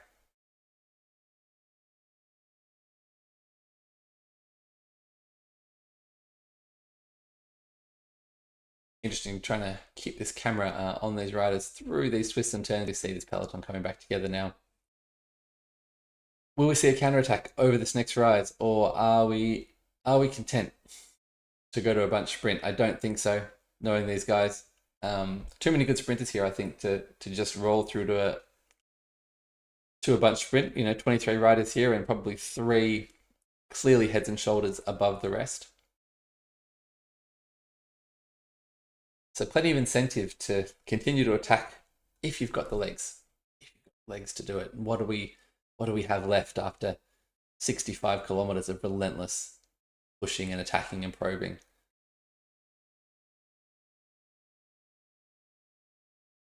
A little bit of a gap at the front here, but it looks like nothing too critical. Adam Upshaw in a fantastic position for the B grade riders. Just playing a really smart hand today, I think. Really efficient riding. We can see, these guys had to average nearly 4 watts a kilo to hold on, but they've done very, very well. 3 minutes ahead of now of their B grade companions. So our B grade podium is locked in. It's just a matter of the order here. That's going to be a real commentating challenge if we've got the A's and the B's going to the finish together. Not looking forward to that, but we will try our level best. I know Pavel is in the bright pink kit of Evolution, makes it really, really easy to see. Adam Upshaw from the Dirt team in the blue Tour de Pierre kit. That's an interesting one. I haven't really seen that one much around. So keep an eye out for him. And then Matt Nelson from Relentless in the white Relentless kit there. So that's going to be tricky. He's got a red hat. I'll see if I can pick him out. But there's a few Relentless riders here. So it's going to be a nice challenge coming into the finale. I'll try and capture those results. Let me see.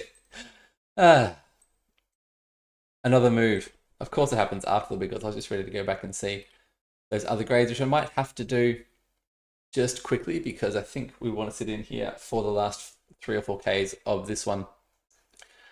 And this doesn't look like the decisive break just yet. As soon as I turn away, no doubt, of course, it will be. But let's have a quick look back down the field. So last time we checked in on the C's, we had Kevin van der Wijk with a 1 minute lead. He's actually 2 minutes up now. So let's go jump in with Kevin. If we can find him. Of course, now our gaps are all over the place.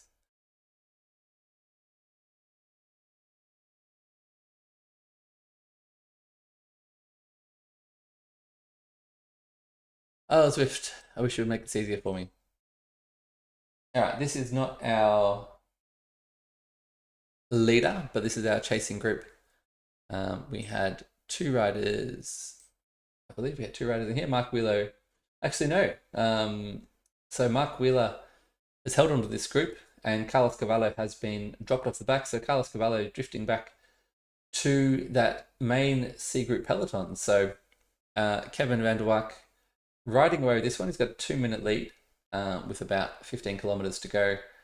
So looking good there for Ken. Mark Wheeler now in with this group and clearly in second. And then we've got a 2 minute gap back to this group. So this is our C grade peloton. We have a number of riders back here.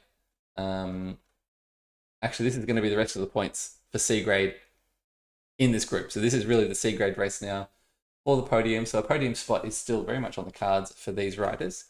So racing for 3rd out of this group, and all the points from that point down to 15th as well, remembering that 16th and beyond all pay the same points. So top 15 getting a premium today. We can see in the Ds we have a number of riders here. So 6 riders from the Ds also in this C grade peloton. So racing for 2nd, Alberto Rodriguez is 2.5 minutes off the front. Looks like he's got that one secured. But the D grade race, still a number of positions up for grabs here, including those final 2 spots on the podium. So that's shaping up to be a really good race. In the E's, Adam Kaz has a 5 minute lead. He's found a nice group. I haven't spotted him here just yet, but he's in one of these big mixed grade pelotons with a 5 minute lead. And then we have 4 riders chasing: Peter Dennis, Dario Paparella, Joe Ross, and Peter Millichap racing for 2nd through 5th in the E grades. We might jump in and spend a bit more time with them later on as they come through to the finish. Let's jump back now to the front of the race and let's bring these riders home. We've watched them exchanging attacks left, right, and centre all day with the Alessandro Poli continuing now. Maybe setting something up for Adrian Le Griffin, or maybe this is the team move and maybe he has the chance to get away on our second last cobbled sector. Sector number 14.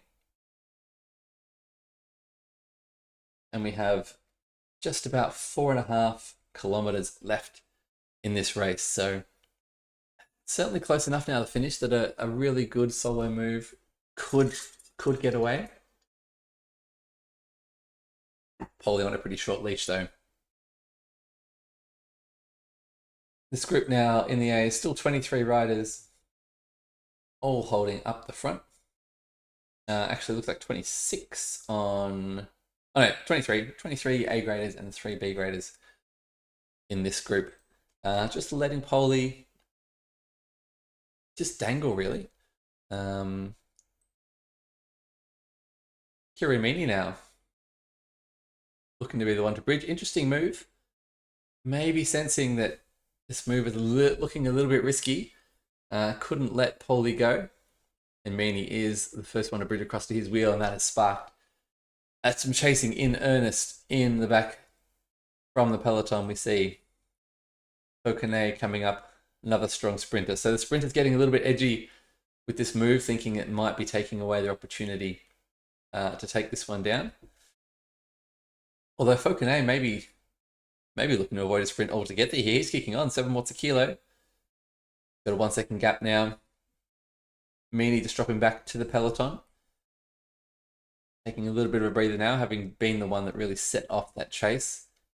And who's it going to be? We've got Bishop from Relentless.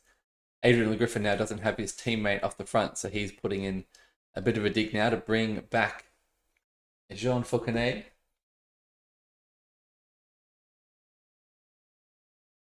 And our 3 B grade riders, Upshaw, Nelson, and Morozov, hanging tight in this group. So, wonder whether we'll see a move from them. It's difficult in the B grade in these mixed cat ones because, you know, you've got so many strong riders in the A's that will close gaps. And 3 good sprinters too left in the Bs, so might all be fancying their chances. We'll see if there are any tactical changes that happen from the Bs. Maybe they're not happy. It's Fauconnet now. It's just given a little bit of leash. But man, our special guest Thomas Sorensen now. Looks like he's the one to spark the chase. Christian Sorensen had set off. Thomas in red numbers now, getting into Christian's wheel. And how many times have we seen this? The one rider off the front, and then once someone chases, we kind of daisy chain our way, providing that draft for everyone to leapfrog their way up. So a lot of stretch, a lot of riders out distance here, single file, but only a 2 second gap now to Fauconnet as we take our final left turn. So this one's going to be over before you know it, actually. 3 second gap. This is our last section, so we're heading to our last cobbled sector of the race. So when we see these cobbles, that is going to be 250 meters to go at the start of that segment. And this is the corner coming up just ahead, is it? Oh no, this is our going back to our start pens. Oh no, to the climb portal. Okay, so we haven't quite hit that final turn. It will come at 72.6 kilometers, so at 800 meters away from that final left-hand turn, and then we are onto the new roads, heading all the way through as we see Adrian Le Griffin. Here he goes. We've only got 1.5 kilometers to go. Adrian Le Griffin off the front at 7 watts a kilo. Has he worn everyone down enough? There's been attack after attack. A lot of tight legs. Christian Sorensen, he's having none of it. He knows the danger of letting this man off the front. He's chasing. He's got Nathan Miller from Relentless in the wheel. this race stretching out now as we do head to that final left-hand turn. And these three looking like a dangerous gap for this stage of the race. Sorensen comes through, takes a turn, stays on the pedal, 6.5 watts a kilo. We can see Loritz from Sisu now trying to bridge, and maybe that's going to be the spark that brings this peloton back. We could still have a bunch sprint here in the A's. Who is going to be the winner of Chasing Roubaix? Christian Sorensen now just easing off. Down under 5 watts a kilo. It looks like we're going to be coming back together, coming up to that final left-hand turn. It's only about 1 kilometer to go when they make that left-hand turn onto these new roads, onto this final section. Nathan Miller now taking the front. Such a difficult decision now for Miller. Does he push on? Does he wait for the group to come back? It's 1 kilometer to go. Looks like he's going to push. He's got Le Griffin in the wheel. He's got Sorensen just behind his peloton now, pushing. Trying to close these guys down. Not long to go now, about 500 meters. You can see those cobbles. They're just around this corner. Adrian Le Griffin goes over the top, 8 watts a kilo. You're trying to end it here. We're going to turn right. We're going to see these cobbles. We're going to see the start of that sprint section. That's 250 meters to go. It's Kenneth's peloton. Can they get back? Le Griffin goes to 10. Sorensen, he goes to 8. Le Griffin hasn't got the gap yet. It's not decisive yet. 3 seconds now to the chasing peloton. Orange numbers popping off there. Wilson at 13. The long sprint kicks off. We've got 200 meters to go. Le Griffin holding a narrow lead over Christian Sorensen. Sorensen trying to get back on level terms. There's the banner. Final turn. Le Griffin at 10 watts a kilo. Sorensen at 9. Chasing. He's not going to get there. We see Christian Grupp coming late. Big bunch sprint.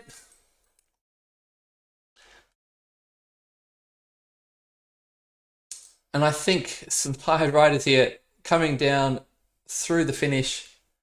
I think it might have been Le Griffin that did get up there.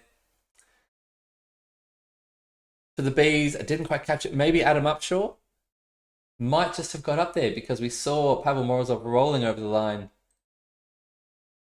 And Matt Nelson just behind him. Didn't look like they were sprinting all the way. So maybe in that final kick there, there was a gap in the Bs. I'm going to wait for the update on Zwift Power Live for that one.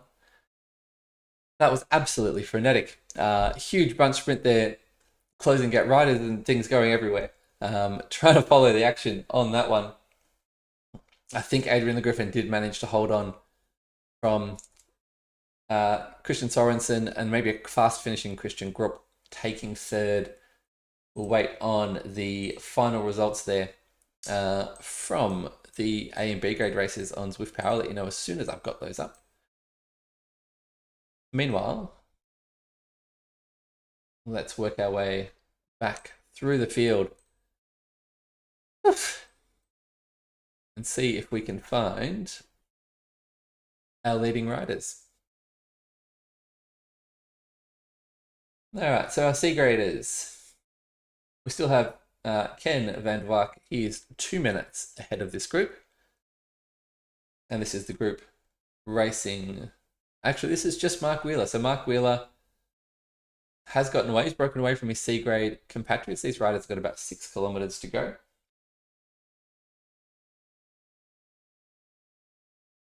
So Mark looking good here. Just got to roll through with this group over these final 2 cobbled sectors, and he will roll into second spot for the C graders. Ken van der Waak looks like he is a Monty for the win in C grade. We'll drop back to, let's have a look.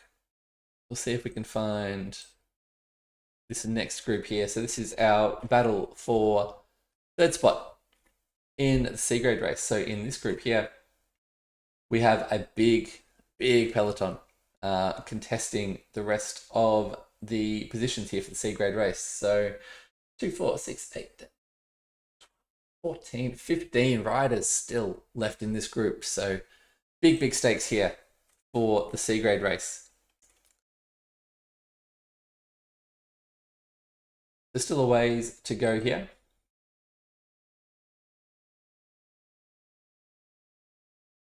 still waiting on official results there from the A and B grade race. No results just yet.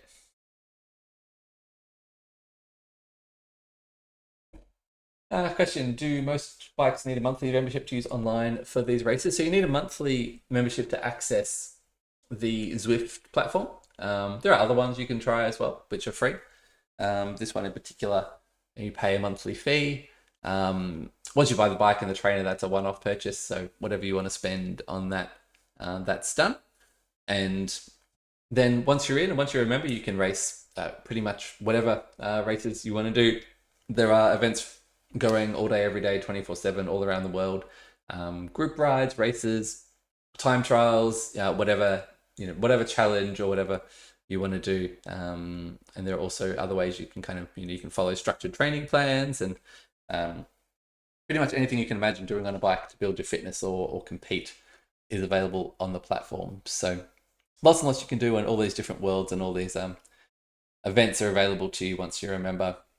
This ECRO tour in particular does have a membership fee, just because it does have a series of additional websites and equipment and infrastructure behind it, I should say.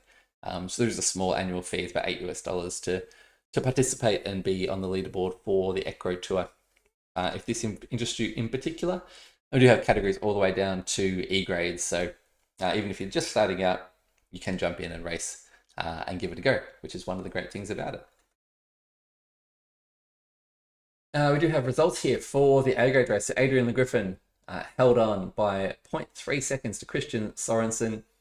And then behind that, our very fast finishing peloton. And it was Jussi Tanskanen from Relentless who got up for third. Jean Fauconnet in fourth. Christian Group in fifth. Thomas Sorensen got up for sixth. Casper Niebling in seventh. Alex Larocque in eighth. Kieran Meaney in ninth. And Richard Wilson in 10th, rounding out the top 10. So big bunch sprint there. We saw that kick off chasing those first three riders. That last kilometre were absolutely relentless, chasing Adrian Le Griffin, but that move at a kilometre to go was just too strong. And he takes another win, another monument for his trophy cabinet after winning chasing Vlaanderen last week. And yeah, as I thought in the B grade, Adam Upshaw managed to get away from his B grade compatriots in that frenetic final kilometre, getting up by 9 seconds. So congratulations, Adam, winning chasing Roubaix for the Bees by 9 seconds over Pavel Morozov in second. Another excellent finish for Pavel. And then Matt Nelson rounding out the podium in third position. We do have riders scattered all over the road in the Bees chasing those final top 15 spots. So Kevin Plasmans looks like he has rolled through in fourth, and then followed by Group Frederick Jubel, Josh Bresley, Niels Rietbroek, and Morten Andersen coming in behind those riders. Quick flip now to the D graders. So Alberto Rodriguez still holding a 2-minute 20-second lead. So he got away early, held on to a good front group, and looks like he will take a handy win in the D grade race. He's at 69 kilometers now, so just ahead of these riders actually. And in this group, I think we have a few of the riders chasing podium for D. So Chris Newbury, who we're in with now, actually is part of that D group. So Chris Newbury, Luke Maddox, Andre Silva, Luke Bulkeely, and Mark Lockley are all in this group chasing the rest of our D grade podium. So this is a big group. So this is the group racing for third in C grade and second in D grade. So a bit of action to come from this group. So we might just come back to them after we just check in on the E. So in the E grade, Adam Kaz, winner again. He won Vlaanderen last week, and he has a commanding 5-minute lead now. Obviously got into a nice little group of riders, and he's ridden away with that one. We'll go back to the Ds probably at the very end if we have time. Dario Paparella, Joe Ross, Peter Millichap, and Peter Dennis in second through fifth there in a group, still chasing podium spots for the E graders. So about 4 kilometers left in this one. Let's have a look at this group, and let's see. I mean, it seems like Adam Kaz is in here. There we go. Okay, so this has got our C grade is racing for third, D grade is racing for second, and Adam Kaz coming in, hopefully to take the win for E grade.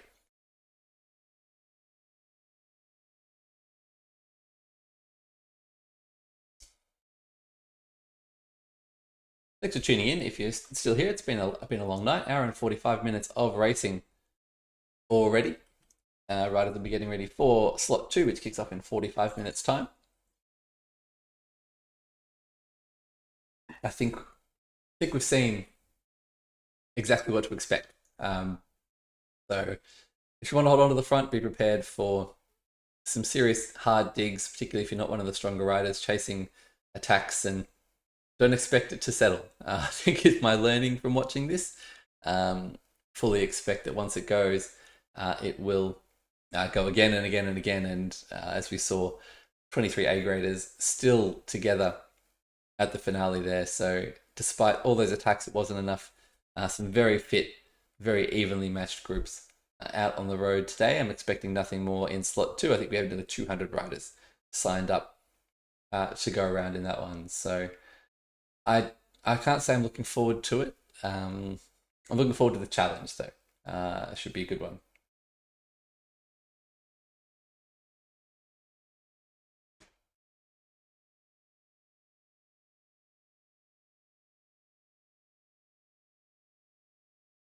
So these riders now coming through another one of the newer sections. Oh no, we're on the old original France roads here, just cruising along the river.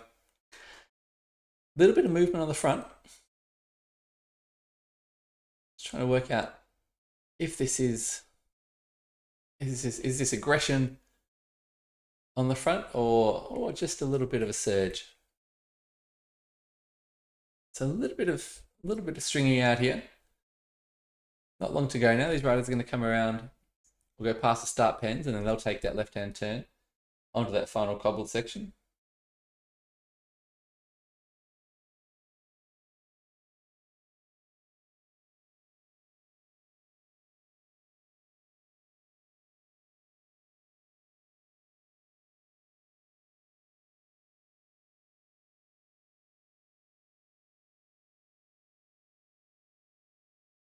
And all together here. Nice big group. I think this will probably be the last thing we'll cover in tonight's coverage. So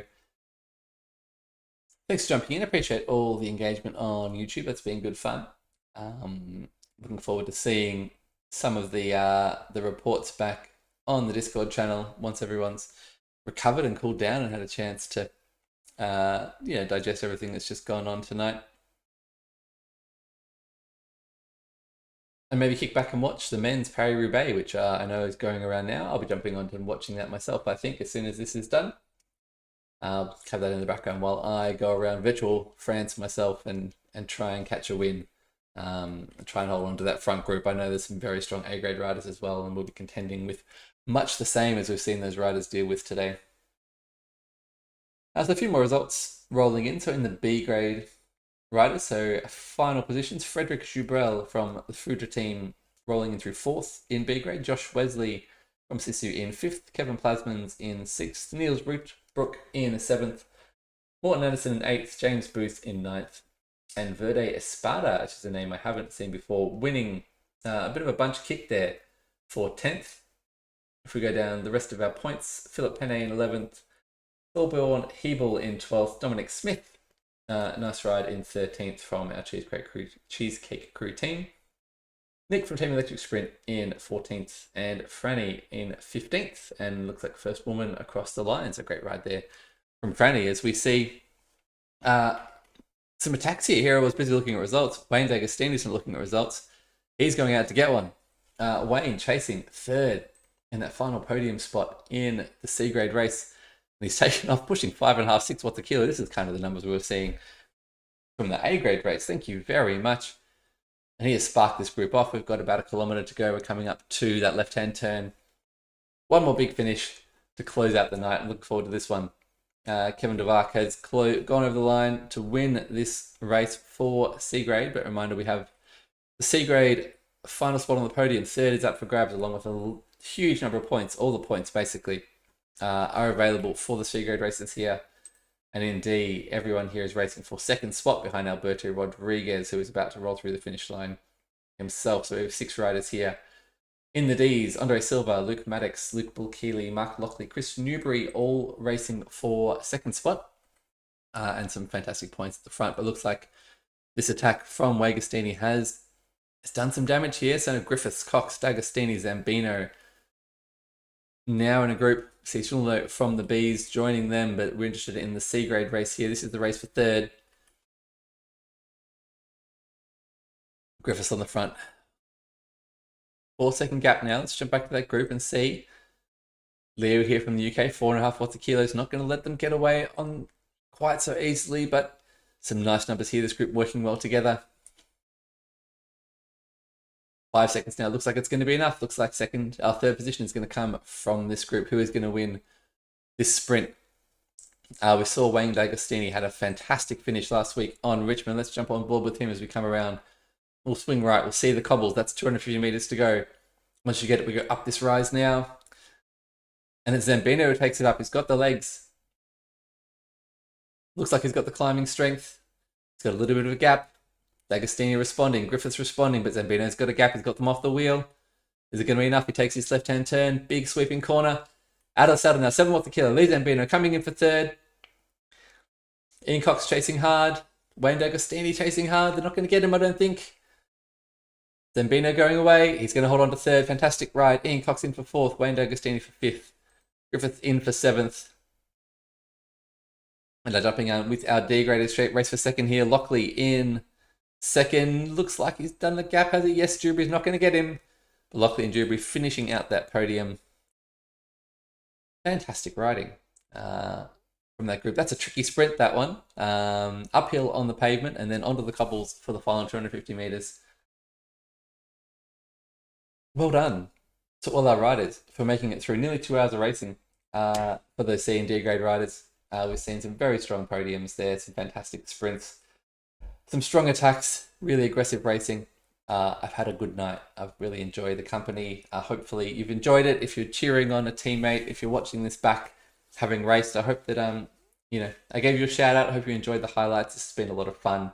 I'm going to go and get ready to tackle this from the other side of this desk where my bike is. We'll give it a go. We'll see you in the Discord. I'll see you in the comments. By all means, leave me one if you've seen one. I really do appreciate you tuning in. That's what keeps me coming back. So thanks again, and I'll see you next time.